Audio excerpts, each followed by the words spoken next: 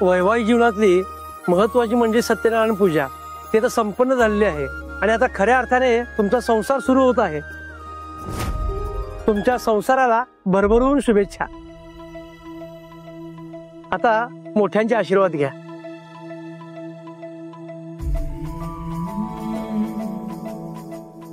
कल्याणमस्तु।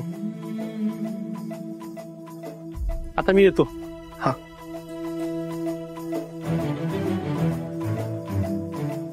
आई सुखी राहा।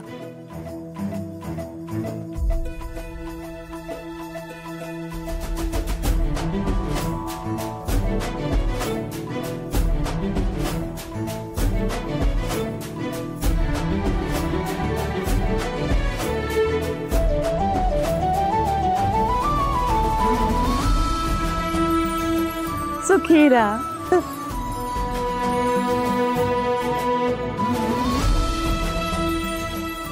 भाऊजी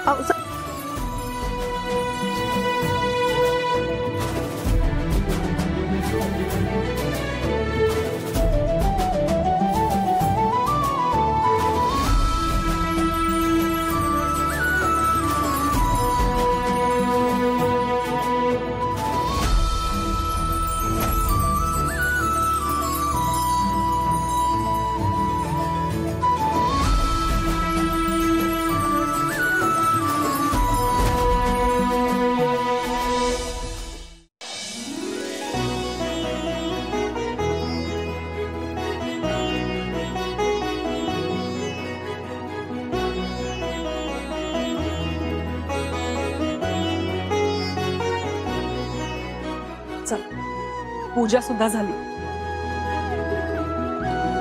आता नामांतर म्हणजे नाव बदलण्याची प्रथा असते, तो विधी आपण पार पाडूया।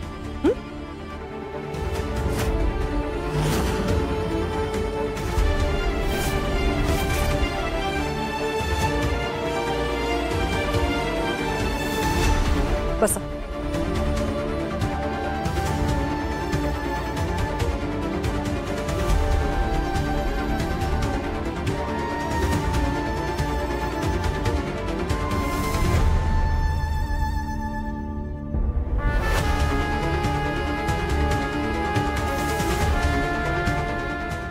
नीता, तांदळाचं ताट तयार आहे ना? होय, घेऊन।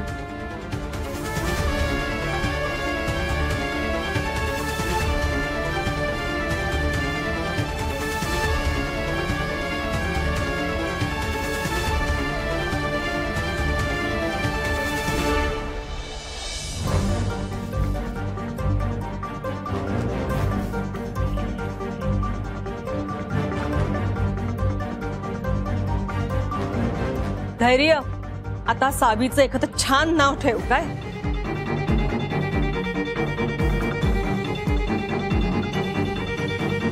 मुजुमदारांच्या खानदानाला शोभेल असं नाव असलं पाहिजे।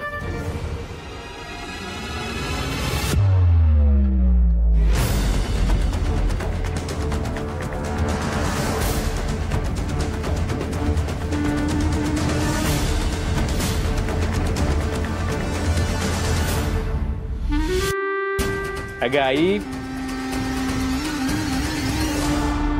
किंवा लाडात काहीतरी वेगळंच नाव ठेवायचं, त्यापेक्षा तूच काहीतरी मस्त नाव सुचव। मी होय, बर,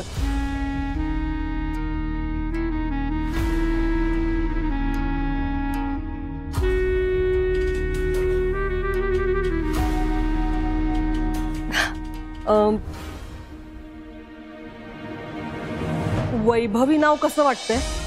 हा,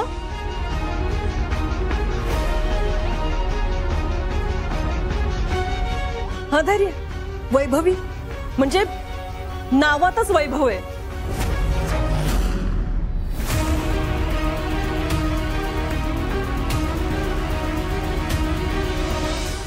वैभवी नाव ठेव, म्हणजे कसं नाव घेतलं ना की श्रीमंती अशी तरळली पाहिजे डोळ्यासमोर।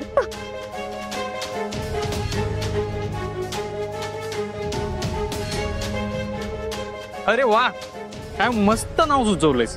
धैर्य, हेच नाव ठेव.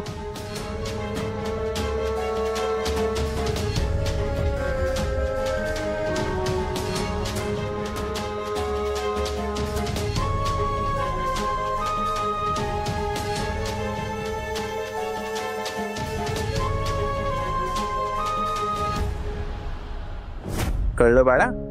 अशा पद्धतीनं त्या ताऱ्याला ध्रुव तारा असं नाव मिळालं. आणि ध्रुव बाळाला अढळ स्थान मिळालं. आहे की नाही नावाची गंमत? कळलं मला. पण बाबा, माझ्या नावाची काय गंमत आहे? तुला तुझ्या नावाचा अर्थ माहितीये? नाही. सावी म्हणजे दुर्गा देवीचं दुसरं नाव. आणि सावीचा दुसरा अर्थ होतो सूर्याचा किरण. तू जेव्हा आमच्या आयुष्यात आलीस तेव्हा एक आशेचा किरण घेऊन आलीस, म्हणून आम्ही तुझं नाव सावी ठेवलं. आणि मला विश्वास आहे सावी, तू सुद्धा दुर्गा देवी सारखीच धाडसी, पराक्रमी, अन्यायाविरुद्ध लढणारी आणि दुःखाचा अंधार दूर करून आनंद पसरवणारी अशी होशील आणि तुझं नाव सार्थ करशील. आणि मी ना त्या दिवसाची खूप वाट बघतोय की ज्या दिवशी लोकांनी मला मधुसूदन नाईक म्हणून नाही तर सावीचे बाबा म्हणून ओळखायला पाहिजे.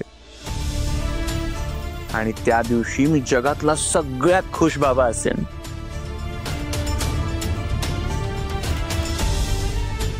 कळलं कळलं सावीचे बाबा, कळलं.